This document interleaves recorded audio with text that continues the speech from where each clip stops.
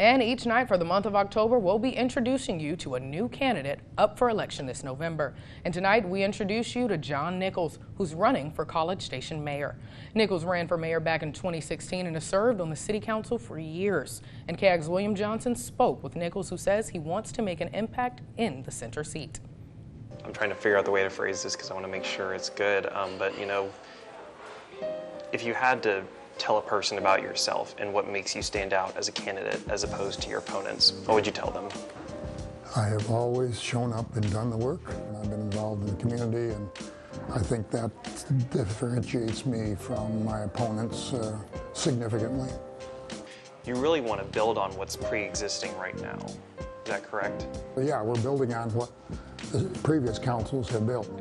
There's another area for economic development that really is an important aspect of the city, and that's Northgate.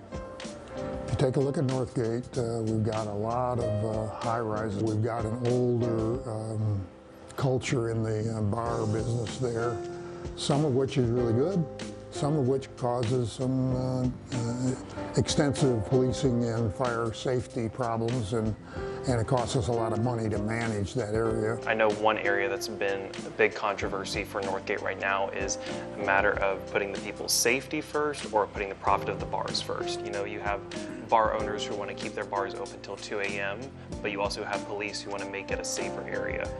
Which side do you stand on that issue?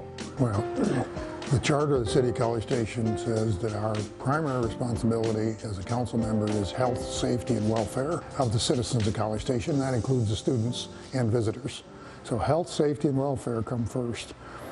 Certainly we want any business to have economic viability, but we're not going to sacrifice health, safety, and welfare for that profit. When you realized that Mayor Mooney wouldn't be the mayor anymore, what made you decide to go from place 5 to run for the mayor's seat? Well, for those that have been around a while, they may remember that I ran for mayor in 2016.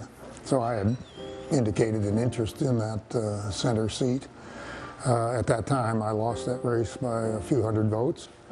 Didn't deter me particularly. I picked up the pieces, and the next seat that was open I ran for and got back on council because I really enjoy being involved. I think it's an important public service. Can you walk me through some of what you've been able to accomplish on council? I think the focal point of my involvement in the council, one of the primary ones, has been on the budget.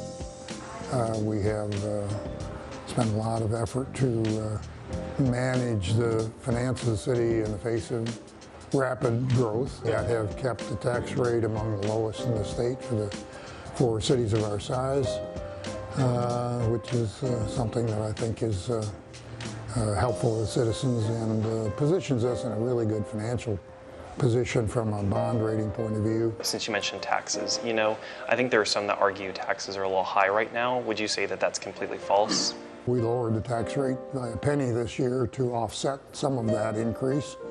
Total taxes per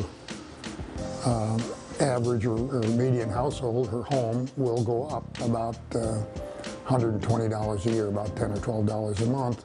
That is necessary to meet the inflationary costs. If you were to be elected mayor, what would be some of the goals you want to see accomplished during your term? Well, I think the first job, as I said before, as mayor, my primary goal would be to provide leadership and structure to the work of the city council.